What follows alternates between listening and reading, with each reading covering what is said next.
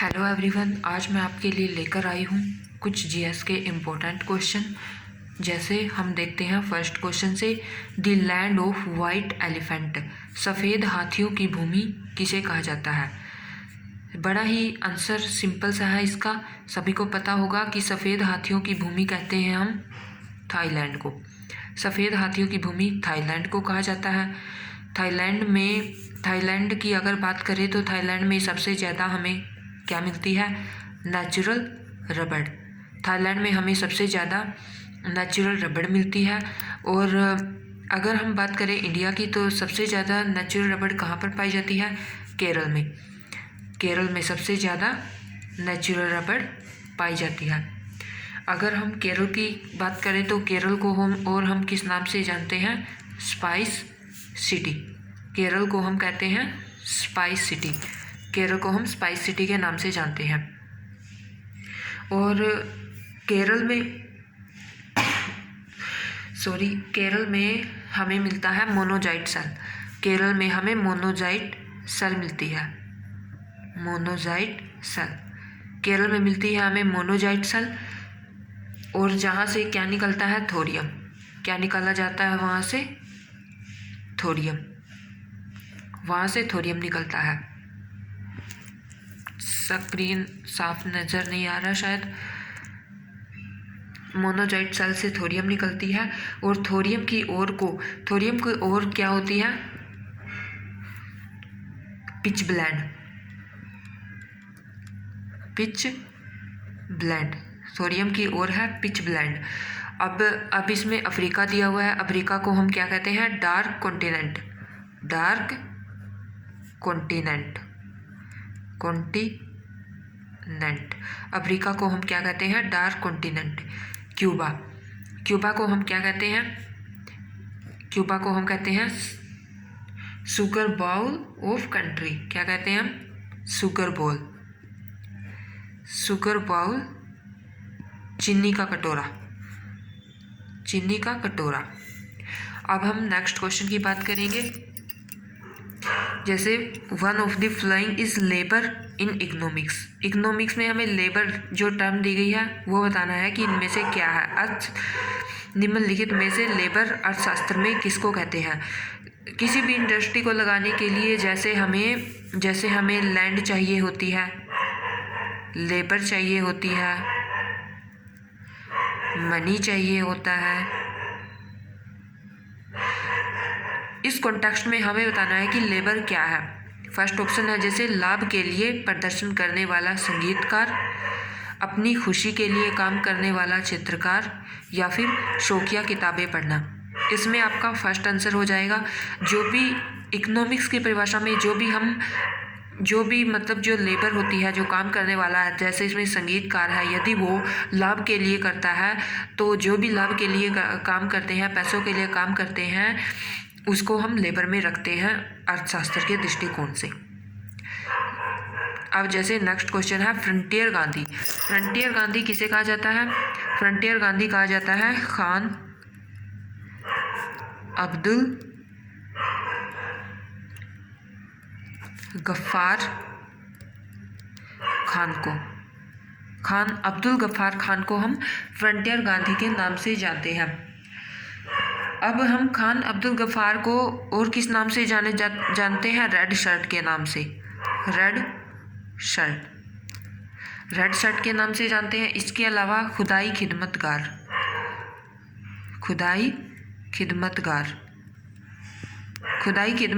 के नाम से भी खान अब्दुल गफ्फार खान को जाना जाता है। नेक्स्ट क्वेश्चन है, महात्मा गांधी जी के राजनीतिक गुरु कौन थे भी, गोपाल कृष्ण गोखले।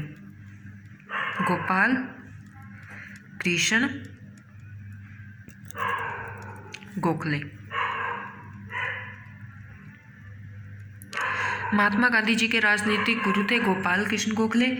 और गोपाल कृष्ण गोखले जी के राजनीतिक गुरु कौन थे, एम.जी. रानाडे। और जो गोपाल कृष्ण गोखले हैं उन्होंने स्थापना की थी सर्वेंट्स ऑफ इंडियन सोसाइटी की। Servants of Indian society, servants of Indian society की स्थापना की थी। नेक्स्ट क्वेश्चन है chemical that is use to ripen mangoes, mango को पकाने के लिए किस केमिकल का यूज़ करते हैं हम? कैल्शियम कार्बाइड का, कैल्शियम कार्बाइड,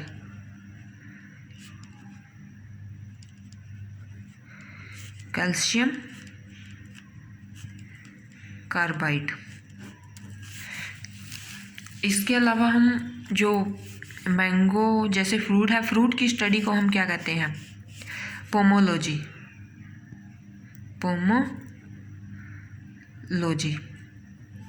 किसको कहते हैं? Pomology, study of fruits, study of fruits, study of fruits को हम कहते हैं पोमोलॉजी। इसके अलावा जो फ्रूट है वो होता क्या है? राइपन्ड ओवरी। क्या होता है फ्रूट? राइपन्ड ओवरी। जो फ्रूट होता है ना वो पौधे का राइपन्ड ओवरी होता है। इसके अलावा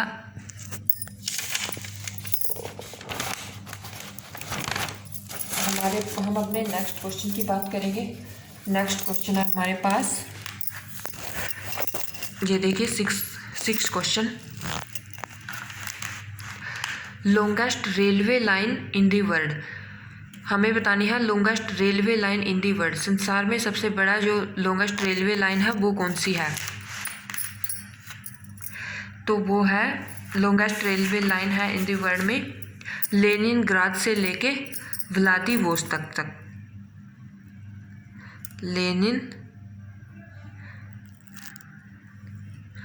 लेनिनग्राद से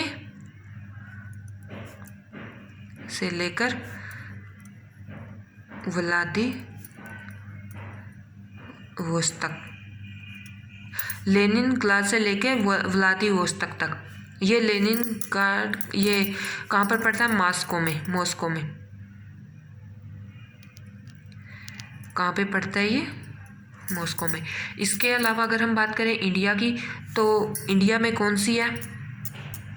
इंडिया में सबसे लॉन्गेस्ट रेलवे कौन सी है? वो है विवेक एक्सप्रेस।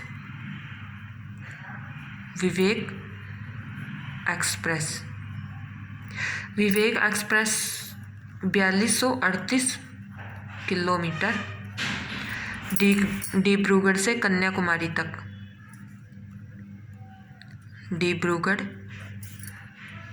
से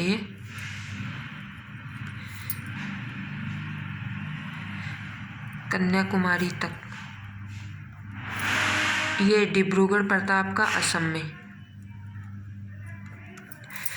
नेक्स्ट क्वेश्चन है किस पिगमेंट के कारण हरे पत्ते पीले पड़ जाते हैं? ये इंपॉर्टेंट क्वेश्चन है।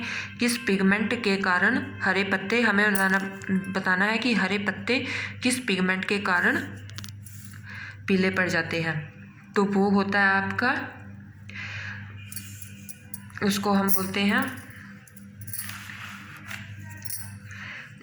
जैसे जब पत्तों के अंदर जैसे हरे पत्ते हैं उनमें क्लोरोफिल पाया जाता है। क्लोरोफिल, हरे पत्तों में क्लोरोफिल पाया जाता है। क्लोरोफिल में मैग्नीशियम पाया जाता है जिसके कारण फोटोसिंथेसिस होता है। और जब पत्तों का क्लोरोफिल ख़त्म हो जाता है, जब हरे पत्तों का जो क्लोरोफिल ख़त्म हो जाता है, तब हरे पत्ते पीले पड़ने लग जाते हैं कैरोटीन पिगमेंट के कारण। कैरोटीन पिगमेंट, जब हरे पत्तों का क्लोरोफिल ख़त्म हो जाता है तब कैरोटीन पिगमेंट के कारण हरे पत्ते पीले पड़ने लगते हैं।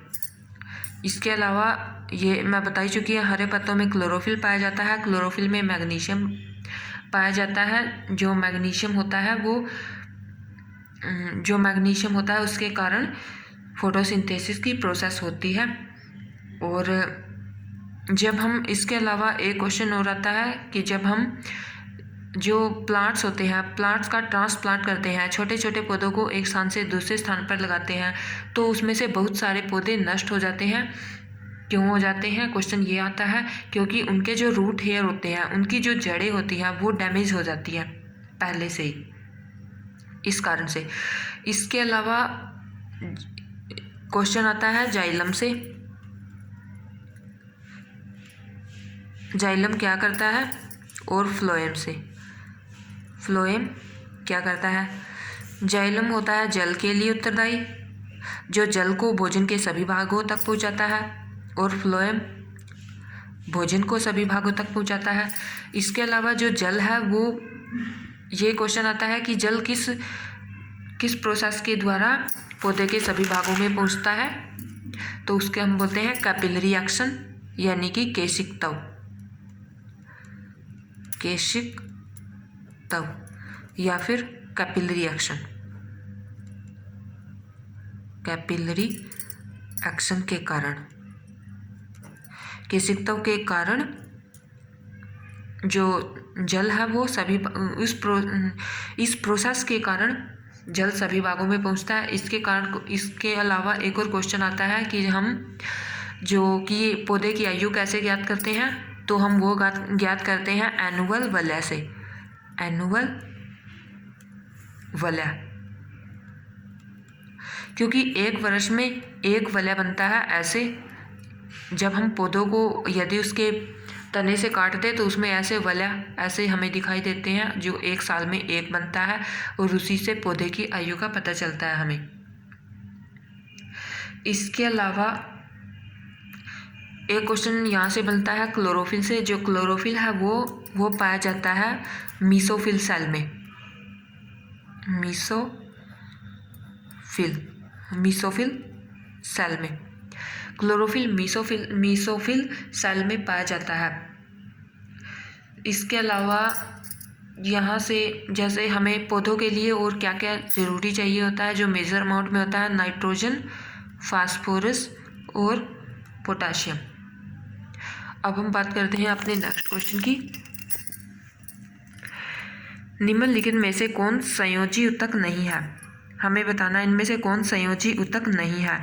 हड्डी दी गई है, उपास्थि दी गई है, ब्लड और कंकाल की मांसपेशी यानी स्केलेटल मसल्स दिया गया है। इसमें देखो, सबसे पहले हम बात करते हैं हड्डी की। हड्डी तो एक संयोजी ऊतक है।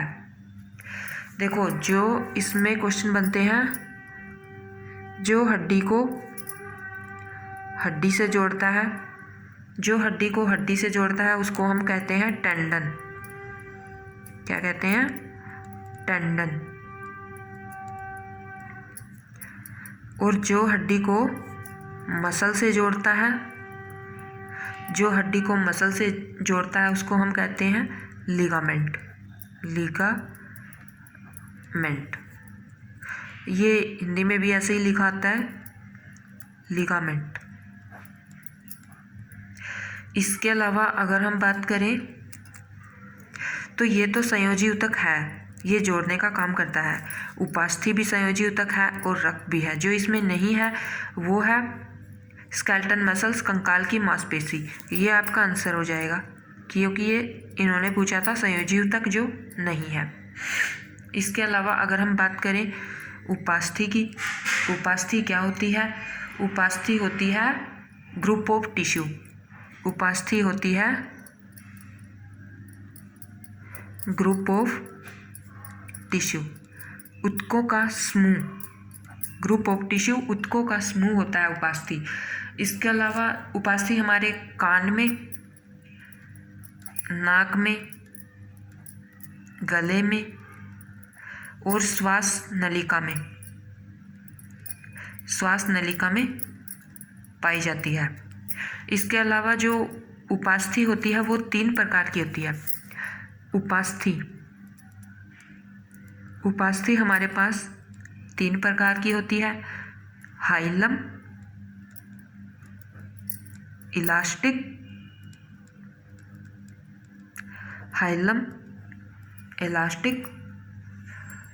हाइलम इलास्टिक और फाइब्रो।